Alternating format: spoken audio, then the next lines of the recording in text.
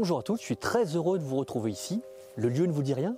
On s'était quitté ici même, il y a quelques temps, pour une escapade qui était teintée nature et paysage dans le Haut-Languedoc.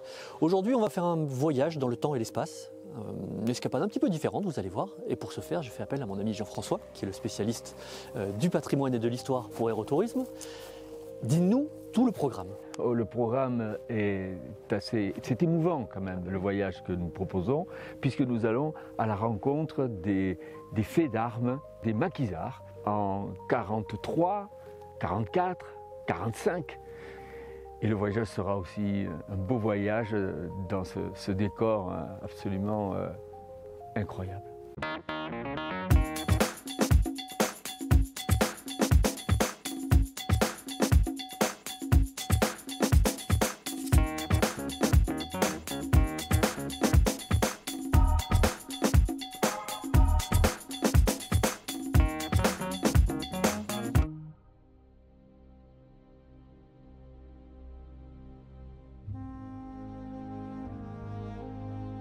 Jean-François, tu m'amènes ici sur le premier spot de notre escapade du jour. On est à Douche. Alors Douche est bien connu pour les amoureux de la nature, pour les amoureux de la rando, puisqu'on est ici entre l'Espinouse qui est sur ma droite et le Carousse que j'ai en face de moi. C'est le paradis de la rando, comme tout le monde le sait. Par contre, il s'est passé des choses un peu moins rigolotes que de la rando, mais je pense que tu vas m'en parler de suite. Un petit rappel du contexte. Nous sommes en 1943, c'est le 11 novembre 1942 que les Allemands franchissent la ligne de démarcation et qu'ils occupent le sud. Les maquis s'organisent, et notamment le maquis de Bir Hakeim, dont il va être question, qui s'installe ici, le 25 août 1943. Ils sont une quarantaine. Les Allemands, évidemment, les ont repérés et vont attaquer ce maquis le 10 septembre 1943. Ils sont 400, Eric. 400. 10 fois plus. 10 fois plus. Nous sommes au petit matin et il y a du brouillard. Les combats s'engagent. C'est violent, mais ils se battent vraiment avec un courage absolu. À la faveur peut-être du brouillard, puis à le courage aussi qui est le leur de résister. Ils créent une brèche et ils s'échappent par le nord.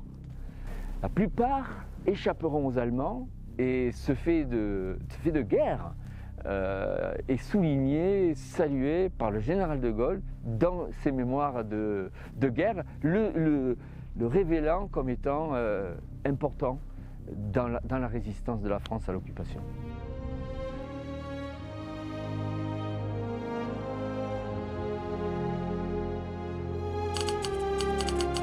C'est vraiment un maquis très spécifique puisque c'est un maquis itinérant qui va se déplacer de département à l'autre.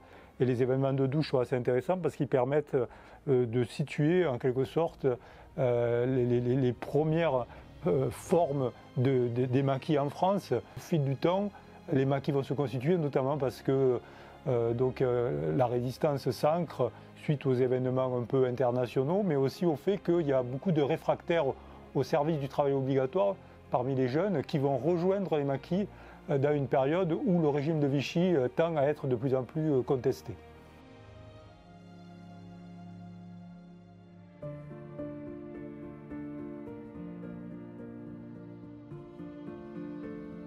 Nous voici au col de Fongin. On est à 230 mètres d'altitude, mais par contre on a une vue magnifique, c'est pour ça qu'il est connu, sur les vignobles du Saint-Chinianais, sur le Haut-Languedoc. Et c'est également un lieu où s'est malheureusement produit quelque chose d'assez dramatique. Nous sommes le 5 juin 1944, le débarquement c'est le 6. Les maquis ont pour consigne de se regrouper par village, donc se mobilisent. Ici vont se retrouver un groupe composé de jeunes de Capestan, de Nissan, de Puisserguier. Il est composé ce groupe de 2 camions et d'une voiture. Les Allemands ont vent de ce mouvement et les attendent ici. La voiture réussit à passer, mais les 2 camions sont bloqués. Le combat s'engage. Tu imagines bien qu'ils n'ont pas à l'intérieur du camion toutes les munitions qui seraient nécessaires pour résister. Le combat est sanglant.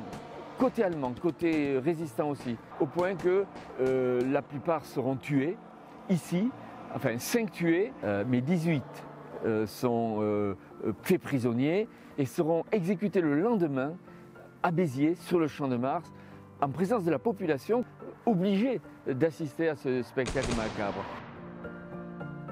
Les maquis, c'est véritablement des zones excentrées. On en trouve essentiellement dans des secteurs très boisés, très difficiles d'accès. C'est le cas dans l'ouest de l'Hérault, c'est le cas aussi autour de Ganges, autour des Cévennes, c'est le cas autour de Clermont-Lérault, du Lot des Voies vers le Larzac. On a des zones très spécifiques où se situent les principaux maquis pour essayer de libérer le territoire.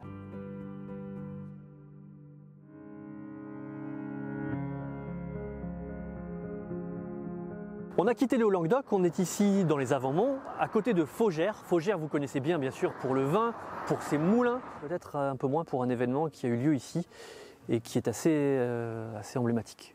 Ici, c'est très émouvant ce qui s'est passé.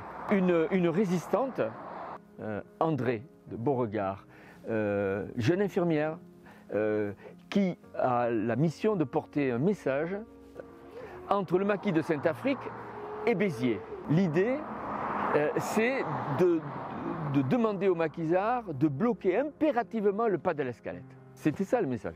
Le message n'est jamais arrivé. Parce que ici, son vélo, elle va crever.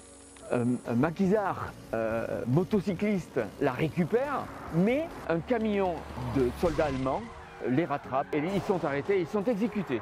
Et c'est important de rendre hommage aussi aux femmes, parce qu'on a parlé beaucoup des hommes, mais parlons des femmes aussi qui étaient engagées et qui ont, au péril de leur vie, on le voit ici, c'est tragique, hein, cette jeune femme décédée, dont la stèle est derrière nous, qui lui rend hommage, André de David de Beauregard, dont l'alias était Dominique Odette.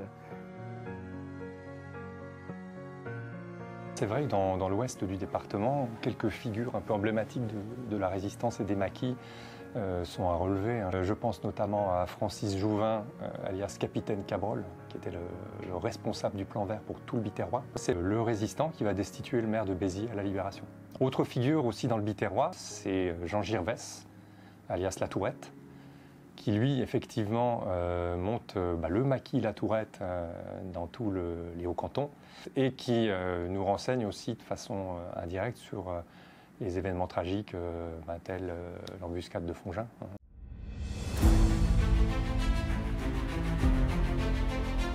Jean-François, on a poussé un petit peu plus vers le nord-ouest. Là, on est aux confins de l'Hérault, on est à la limite du Tarn. Le Tarn est juste là, à une dizaine de mètres, sur le pont de la Mouline. Une petite vallée encaissée, un pont. Ce serait pas le lieu idéal pour une embuscade, ça? Eric, ici, il est question d'un des épisodes les plus tragiques. Nous sommes le 23 août 1944, après le débarquement. Les colonnes allemandes veulent rejoindre la vallée du Rhône par ce chemin. Comme tu le précisais, ce pont a quelque chose de stratégique. Il a été partiellement plastiqué, mais il a résisté. Le jour du 23 août 1944, les Allemands sont là à réparer le pont. Et c'est à ce moment-là que les 120 hommes des corps francs de la Montagne Noire passent à l'attaque. Les combats sont très très violents. Et puis complètement déséquilibrés, bien sûr. Ce qui va sauver les corps francs, c'est un orage. Cet orage-là va être salvateur pour une bonne partie d'entre eux, qui vont pouvoir s'échapper par le petit ravin. Au petit matin, c'est 9 corps de maquisards qui sont retrouvés par les habitants des villages. Ils ont 20 ans, 19 ans, 18 ans. Ils sont enterrés Au mémorial. Voilà, le mémorial de Fautou, qui évoque ce moment tragique de la résistance des maquis de l'Hérault.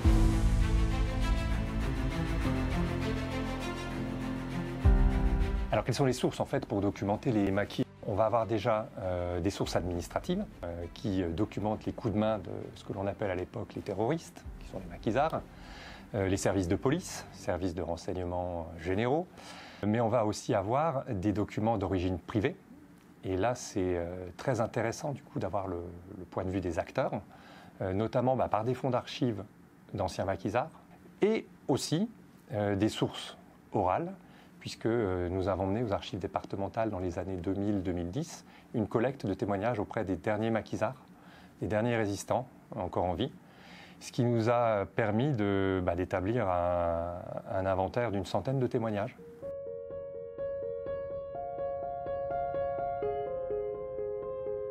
Alors François, tu m'as emmené ici au col du Vent. Le col du Vent, il est bien connu pour son panorama, pour ses petites routes, pour ce défilé. C'est la porte d'entrée aux plaines du Languedoc. On voit, c'est escarpé, mais il s'est passé plein de choses par ici. Oui, il s'est passé ceci. Nous sommes le 23 août, même jour que les événements de la Moline. Ici, une colonne allemande se dirige vers le sud. Le maquis de Valmy prévoit une embuscade ici, là. C'est un lieu idéal pour une embuscade. Mais les Allemands, eux, ont anticipé la chose. Donc il y a un accrochage qui se produit, mais les maquisards peuvent s'échapper vers Arboras, où il y a là aussi des falaises, et ils attaquent la colonne à la grenade. Une journée, cette colonne sera bloquée. L'objectif de ces maquisards a été atteint.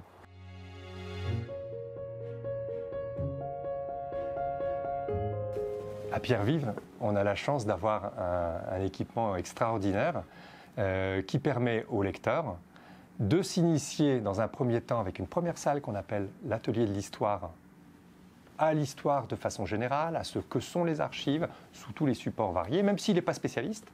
Et on a une seconde salle qui est la salle de lecture classique, comme dans tout service d'archives départemental, où on va accéder aux documents originaux, où là, on va pouvoir travailler sur ces documents librement, gratuitement, avec des consignes quand même, effectivement, de préservation des documents.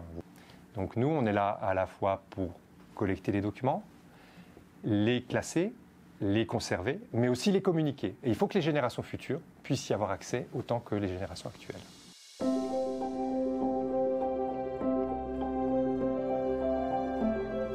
Nous voici sur le mémorial du maquis Bir Hakeim, sur la route de Mourez, qui est plus que connu. Qui est splendide, oui. Splendide. Oui. Et c'est peut-être ça aussi, l'association entre tourisme et mémoire, des sorties en famille, des sorties entre amis, où on découvre des sites merveilleux, mais on se souvient de ce qui s'est produit là, il y a 80 ans. Il y a des valeurs qui ont été portées par tous ces rencontres-là que nous avons faites aujourd'hui avec ces disparus. Et la transmission est peut-être essentielle en ces temps. Plus que jamais. Plus que jamais. Un lieu symbolique pour finir cette belle escapade sur les chemins de mémoire de la fin de la Seconde Guerre mondiale. Toutes les infos sur cette escapade, vous les retrouverez évidemment sur notre site héros-tourisme.com. Et nous, on se retrouve très prochainement pour une autre escapade.